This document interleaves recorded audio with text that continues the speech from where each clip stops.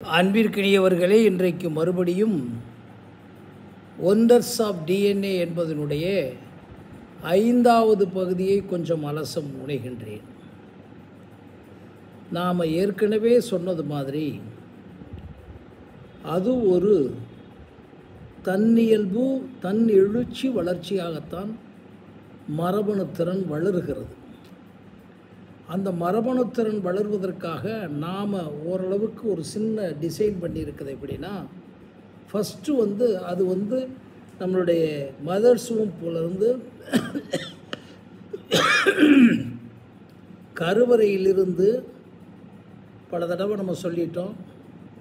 குறைந்தது theory of multiple intelligence படி குறைந்தது 8 அல்லது 10 தியரி, 10 ஸ்மார்ட்ஸ், 10 ஜெனட்டிக்கல் இன்டெலிஜென்சஸ்.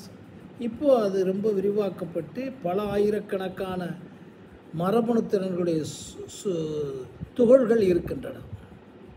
நம்ம ஏற்கனவே நிறைய பேசிட்டோம். இப்போ இது ஹவு டு பி டெவலப்டு, அதுதான் முக்கியமான விஷயம். அந்த டெவலப்மெண்ட்டுக்கு நாம் நம்ம செல்ஃபாலஜி மூலம் ஒரு சின்ன ஃபார்முலா கொடுத்துருக்கோம். அந்த ஃபார்முலா படி என்னன்னா, எவல்யூஷன் ஆஃப் ஜெனட்டிக்கல் இன்டெலிஜென்சஸ், மரபணு திறன்களின் பரிணாம வளர்ச்சி. அடுத்து எலிவேஷன் ஆஃப் ஜெனட்டிக்கல் இன்டெலிஜென்சஸ், மரபணு திறன்களின் தன்முனைப்பு வளர்ச்சி. மூன்றாவது என்லார்ஜ்மெண்ட் ஆஃப் ஜெனட்டிக்கல் இன்டெலிஜென்சஸ், மரபணு திறன்களின் விரிவாக்க வளர்ச்சி. நான்காவது என்ரிச்மெண்ட் ஆஃப் ஜெனட்டிக்கல் இன்டெலிஜென்சஸ், மரபணு திறன்களின் வளர்நிலை வளர்ச்சி அல்லது விரிவாக்க வளர்ச்சிக்கு அடுத்து வளர்நிலை. அடுத்து என்லைட்டன்மெண்ட் ஆஃப் ஜெனட்டிக்கல் இன்டெலிஜென்சஸ், அப்படின்னா மரபணு திறன்களின் உச்சக்கட்ட வளர்ச்சி, நிறைநிலை வளர்ச்சி. அப்படி வச்சுக்கணும். நிறைநிலைனா நல்லா வளர்ந்து இதுக்கு மேலே நிறைஞ்சிருச்சுன்னு சொல்கிறோம்ல. இதை எப்படி நாம் ஒவ்வொரு தனி மனிதனும் தான் செய்ய முடியும்னு நம்ம சுயவியல் கோட்பாடு சொல்லுகிறது. அதை நீங்கள் தான் ரெக்கக்னைஸ் பண்ண முடியும். நீங்கள் உங்களுடைய மரபணு திறன்களை இதுதான் என்று செலக்ட் பண்ணி, முதல் நிலை மரபணு திறன், 2வது நிலை மரபணு திறன், 3வது நிலை மரபணு திறன், 4வது நிலை மரபணு திறன் என்பதை நான் ஏற்கனவே சொல்லியிருக்கேன். உங்களுடைய அந்த மரபணு திறன்களின் தூண்டல்களும் உங்களுடைய முயற்சியும் ஈடுபாடும் செயலும். மறுபடியும் சொல்ல வேணாம்னு நினைக்கிறேன். அப்போ ஒவ்வொரு விஷயமும் நீங்கள் உள்ள அந்த தூண்டப்பட்டு அதுக்குள்ளே மரபணு திறன்களினோடு சேர்ந்து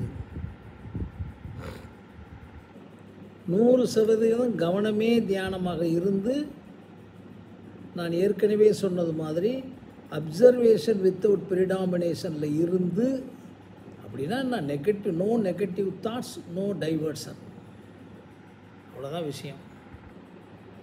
நீங்களாக இருந்து, இதை பல தடவை சொன்னதுனால, நீங்கள் உள்வாங்கும்போது தூண்டப்படுகிறீர்கள். உங்களுடைய பொறிகளினால், புலன்களினால், எப்படி வேணாலும் வச்சுங்க, தூண்டப்படுகிறீர்கள். எதன் மூலம்? நீங்கள் பார்த்தலும் கேட்டலும் கற்றல் மூலம். கற்றலுக்கு ஏற்கனவே இலக்கணம் சொல்லியிருக்கேன். அப்போ தூண்டப்பட்ட உடனே அதை வளர்க்கிறதுக்கு முயற்சி பண்ணுறீங்க. அப்போ தான் வித்தவுட் ப்ரிடாமினேஷன் வந்துருச்சு. தென் நீங்கள் வளர்த்துக்கிட்டே இருக்கும்போது அந்த உள்வாங்குதலின் மூலம், பொறிகளின் மூலம் சென்று கன்சர்ன் புலன்களை கடந்து கன்சர்ன் நியூரான்களுக்குள்ளே போய், நியூரான்களிலிருந்து அதற்குரிய நியூரான்களுக்குள் சென்று, எதற்குரிய அந்த மரபணு திறன் இருக்கக்கூடிய நியூரான்களுக்குள் சென்று, இந்த 2வது 3வது நிலை அடைகிறதுக்கு முன்னால் நான் முதல்ல சொல்லியிருக்கேன். ரொம்ப கவனமாக நீங்கள் நீங்களாக மட்டுமே இருந்து, நேர்மறையாக இருந்து, உள்வாங்குதல் நடத்தி, உள்வாங்குதலிலிருந்து உள்ளே போய்கிட்டே இருக்குது. அடிக்கடி சொல்ல வேண்டியதில்லை. இப்போ 10 வயதில் நடந்த விஷயம்லாம் இப்போ நினைவு இருக்குன்றீங்கல்ல, நினைவு எங்கே இருக்குது? மறுபடியும் உங்களுடைய மூளையில் தான். அதை பார்த்து திருப்பி பார்த்தவொடனே வந்துடும். உங்களை பார்க்கும்போது ஓ 3 வருஷம் நீங்கள் தானேன்றீங்க. தென் அதுக்குள்ளே ஒரு வேலை நடந்துக்கிட்டு இருக்கு. முகத்தை பார்க்குது, கண் வழியாக செல்கிறது, சாதாரண விஷயந்தான். உள்ளே போகுது, கொஞ்ச நேரம் யாரோன்னு தெரியும், ஓகே அப்படின்றோம். அதே மாதிரி தான் நாம் ஒரு பொருளை வச்சுட்டு வச்சிடுறோம். கொஞ்ச நேரம் அமைதியாக இருந்து கொஞ்சம் அப்படியே கொஞ்சம் யோசித்து பார்த்தோன்னே கரெக்டாக கேட்ச் பண்ணிடுறோம். இதுதானே விஷயம். இது ஒன்றும் பெரிய ரகசியத்தை நான் சொல்லலையே. இது எதுக்கு சொல்கிறேன்னா, நீங்கள் எப்படி அப்சர்வேஷன் வித்தவுட் பிரிடாமினேஷனில் கவனமே தியானமாக நீங்களாக மட்டும் இல்லாமல் எந்தவித கம்பாரிசனும் காம்ப்ரமைஸ் இல்லாமல் நீங்கள் உள்வாங்கின அனைத்தும் ஏற்கனவே இருக்கிற மூளையில் இருக்கிற கன்சர்ன் நியூரானில் இருக்கிற டிஎன்ஏ போய் சேரும் இல்லையா? அப்போ சேரும்போது அதனுடைய வளர்ச்சி ஆகுதில்ல, ஃபஸ்ட்டு எவல்யூஷன், பரிணாமம். இதை நீங்கள் புரிஞ்சுக்கிறணும். இப்போ நீங்கள் சொல்கிறீங்க நிறையா சாப்பிட்றோம், அதை சாப்பிட்றோம், இதை சாப்பிட்றோம், வெயிட் போட்டுறதுன்றீங்க. அப்படின்னா என்ன? அந்த உணவில் இருந்த அல்லது நீங்கள் உள்வாங்கி இருந்த ஏதோ ஒன்று வெயிட்டு போட வைக்கிறதுன்னு சொல்கிறீங்கல்ல, அந்த வெயிட்டு போடுறது ஒன்றும் நமக்கு தெரியாது. இதே மாதிரி தான் உங்களுடைய அறிவு, ஆற்றல், மரபணு. பா என்ன மனிதன்யா அப்படின்றோம். இப்போ இலான் மஸ்கை சொல்லிக்கிட்டு இருக்கோம்ல, உதாரணம் சொல்லித்தானே ஆகணும். சுந்தர் பிச்சையை சொல்லிக்கிட்டு இருக்கோம்ல, நம்ம நாட்டில் இருந்து போய் CEO இருக்கார்ல, அது உலக பணக்காரர் ஒருத்தர் அவர் ஆகிக்கிட்டு இருக்காருன்னு கேள்விப்படுறோம். எப்படி நடந்தது? மூளைக்குள் தான் நடந்தது.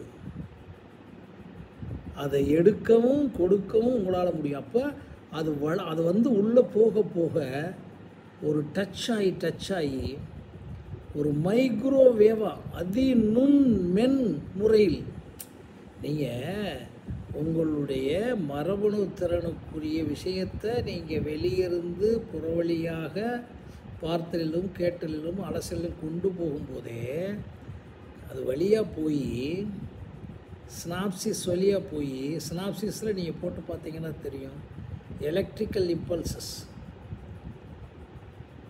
ஷாக்கெலாம் நமக்கு அடிக்காது, ஆனால் உள்ள எலக்ட்ரிக்கல் இம்பல்சஸ் நடந்துக்கிட்டு இருக்கு. அது உள்ளே போய் சேர்ந்து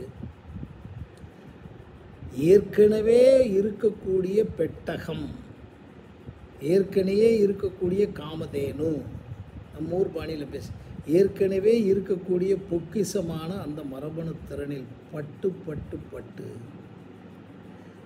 they will join together. There is a synchronization is started. எந்த சிங்க்ரோனைசேஷன்? இங்கிருந்து மரபணு திறனை சம்பந்தப்பட்ட ஒன்று. ரொம்ப கொஞ்சம் ஆழமாக சிந்திங்க. உள்ளே போய் இதாகுது. இதை நீங்கள் ஈஸியாக பாருங்கள். கருவறைக்கு செல்லக்கூடிய ஒரு ஸ்பேமானது எப்படி போய் சேர்ந்து ஆயிரக்கணக்கானது போய் லட்சக்கணக்கானதும் கூட சொல்கிறாங்க. அதில் ஒன்று தான் போகுது, ஒன்று உள்ளே போகுது. எங்கள் பெண்ணின் கருவறைக்குள். அது போன உடனே அதை மூடிக்கிறது, அப்புறம் அது வளருது. இது வந்து ஃபிசிக்கலாக நீங்கள் புரிஞ்சுக்கிறலாம். பட் இந்த விஷயத்தை ஃபிசிக்கலாக புரிஞ்சுக்கிற முடியாது. பட் எப்போ புரிஞ்சுக்கலாம்னா, அதே மரபணு திறன் வழியாக விளையாட்டிலேயோ படிப்புலேயோ கற்பனையிலேயோ அல்லது கவிதையிலேயோ பேச்சிலேயோ டான்ஸிலேயோ எல்லா விதமான ஸ்கில்ஸ் அப்படி வச்சுங்க. ஒரு 10 நாள் 20 நாளைக்கு முன்னால் நீங்கள் அதை எது கடுமைன்னு சொல்லி அந்த மரபணு திறனில் கடுமைன்னு நினச்சிங்களோ, அது 1 மாதம் 2-3 மாதம் ப்ராக்டிஸில் போக போக ஒரு சின்ன சேஞ்சஸ் இருக்கும். அப்போ தான் சொல்லுவாங்க, சார் தொடர்ந்து ப்ராக்டிஸ் எடுத்தோம்னு வச்சுங்க. வெளியே பார்க்குறது 6 பேக்குன்றீங்க, வெயிட்டை குறைக்கிறோம்ன்றீங்க, இதெல்லாம் வெளியே.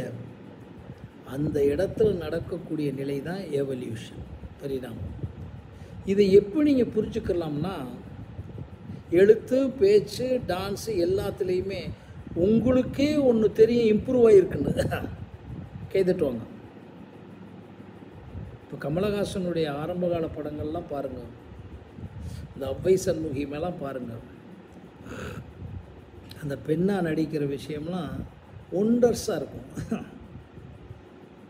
இந்த முகம்தான், இந்த உடம்பு தான், இந்த கைகால்கள் தான். அவருடைய நளினத்தை பாருங்கள். அதே மாதிரி தசாவதாரத்தை பாருங்கள். கொஞ்சம் களத்தூர் கண்ணம்மாவில் எப்படியே நடித்தார்.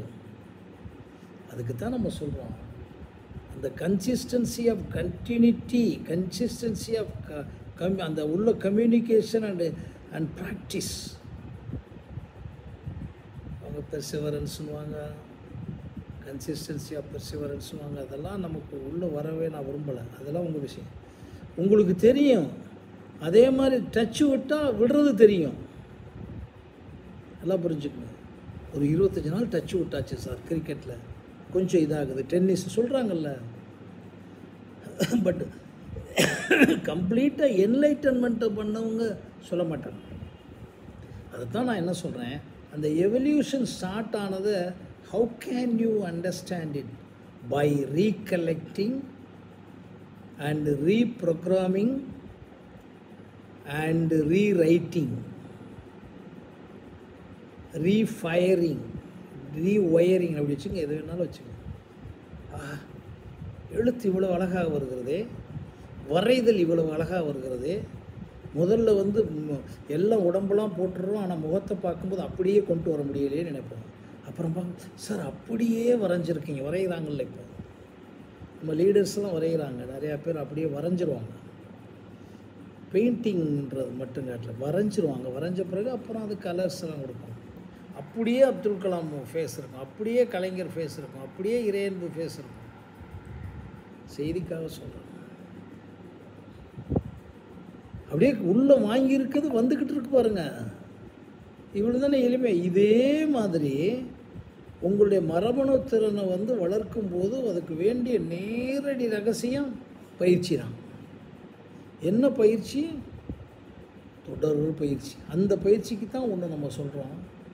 இப்போ எல்லா பயிற்சிக்கும் நீங்கள் வந்து ப்ராக்டிஸ் வேணும் இல்லையா? இப்போ ப்ராக்டிஸ், ரெஸ்ட், ரீஎனர்ஜி அப்படி வச்சுங்க. Practice, relax, rest, reenergy and practice. இதை எதுக்கு வேணாலும் போட்டுக்கோங்க. Read, relax, rest, reenergy and read, இப்படி எல்லாத்துக்கும் போட்டு பார்த்தீங்கன்னா அந்த பெர்சிவரன்ஸுன்றாங்கல்ல, அந்த கன்சிஸ்டன்சி இருக்கணும். அதில் முக்கியமான விஷயம் கன்சிஸ்டன்சி பை டைம் மேனேஜ்மெண்ட் இருக்கணும். கண்ட நேரமெல்லாம் உழப்பக்கூடாது. ஏன்னா மூளையினுடைய ரகசியம் ஒன்றில் ஈடுபடும் போது அது ஒரு மெடிடேட்டிவ் ஸ்டேட்டாக ஈடுபடுவதற்கு உங்களுக்கு நீங்கள் மட்டும்தான் உங்களுடைய பாடியை ஹெல்த்தியாக வச்சுருக்க முடியும். நீங்கள் மட்டும்தான் உங்களுடைய டைமை வந்து டைவர்ஷன் இல்லாமல் வச்சுருக்க முடியும். இதில் என்ன ரகசியத்தை நான் சொல்லிவிட்டேன். இப்போ நான் பதிகிறேன் ஒரு இடத்துல உட்காந்து, ஒரு 3:30 மணிக்கு 3 மணி 3:15 போல் அப்படியே தயார் பண்ணி பதிய ஆரம்பிக்கிறேன். அப்போ எனக்கு வந்து எப்படி ஃப்ளோ வருதுன்னா, அப்படியே ஃப்ளோ வந்துருச்சுன்னு சொல்லலை, ஃப்ளோ வருதுன்னா இது ரொம்ப முக்கியம் பிடிச்சிக்கிறணும். ப்ராக்டிஸ் இருக்கணும், ரிலாக்ஸ் இருக்கணும், ரெஸ்ட் இருக்கணும். அடுத்து வந்து everything you are observing from the outer side, that is the potentials, and everything already stored in your brain, that is DNA. Both of them are synchronizing with each other, and has its own evolution. Then it will start for the elevation. From the elevation we can understand that we are going to the second method of enlargement of genetical intelligence by recollecting, Not only recollecting, by recollecting, when we activate ours, when we activate ours concept towards the DNA which already we possessed, then we can understand the development and the outlet or the exposures. பார்ப்போம், 6 மாதத்துக்கு முன்னால் இந்த practice எடுக்கும்போது இப்படி வரலையே. மேடையில் ஏறும்போது பயமாக இருந்துச்சு முத. இப்போ மேடையில் வந்து புலி மாதிரி ஆயிட்டமே, சிங்கம் மாதிரி ஆயிட்டமே. அதுக்கு பிறகு நம்ம கேட்குறதுக்கெல்லாம் பதில் சொல்ல முடியுதே. இது ரெண்டையும் அண்டர்ஸ்டாண்ட் பண்ணிக்கிறணும். இது வந்து நீங்கள் எல்லாத்தையும் ஸ்டோர் பண்ணிவிட்டு, நம்ம போன எபிசோடில் பேசியிருக்கேன், கரெக்டாக அடிச்சிங்கன்னா அண்டத்தில் இருக்கிறதெல்லாம் பிண்டத்தில் வந்து சேர்ந்துடும். அது பேசிக்கிட்டே வரையும் புரிஞ்சுக்கோங்க. அதுக்கு வேண்டியது ஏற்கனவே சொன்ன ஃபிலாசபி தான். இது ரீபட்டிஷன் மாதிரி இருக்கும், கேட்ச் பண்ணிங்க. கம்பேரிசன் வந்துருச்சு, நெகட்டிவ் தாட்ஸ்னால் இந்த பூரா அடியாகும். அப்போ storing synchronization between the income, that is income by observation,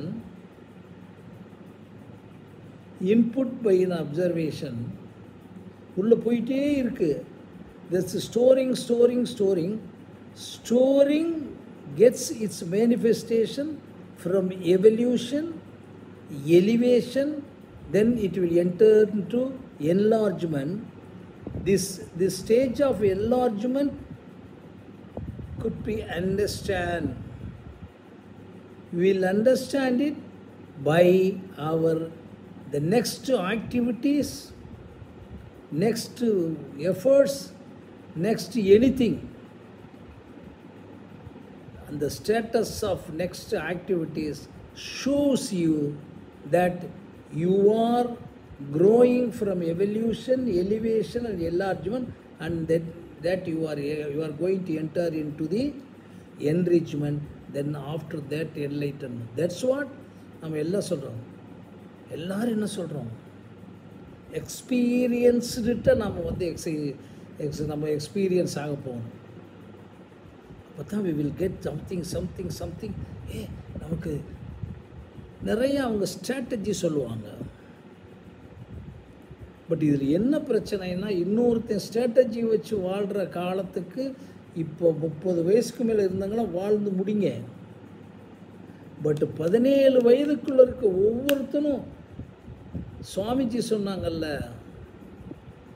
100 பேரெல்லாம் ஒருத்த மாற்றிடலாம். நீங்கள் நினச்சி பாருங்கள், பிரைம் மினிஸ்டர் ஆஃப் இந்தியா அப்படின்னு வச்சுங்க, அவருக்கு இந்த ஸ்டேட்டஸ் எல்லாம் வந்துருச்சுன்னு வச்சுங்க. அவர் எதை ஃபாலோ பண்ணுறாரு, கட்சி, அதெல்லாம் நமக்கு வேணாம்.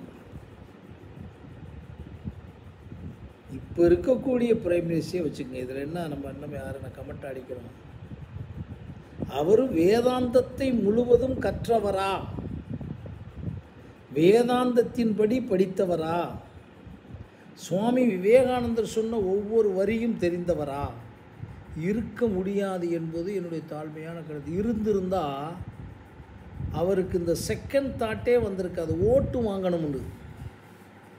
தமிழ்நாட்டை இப்படி ஆக்டிவேட் பண்ணி நாட்டை பிடிக்கணும்லாம் அமித்ஷாவுக்குலாம் ஐடியா வந்திருக்காது. அது நாட்டை பிடிக்கிறதுல அது ஒரு சாதாரண விஷயம்.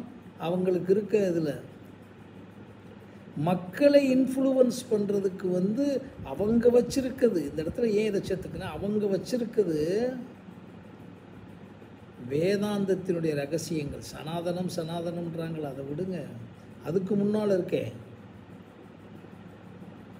இப்போ நீங்கள் வேதமும் வேதாந்தத்தை இல்லைன்னு சொல்லிடுவீங்களா? சொல்லிடுவீங்கன்னு சொல்லுங்கள்.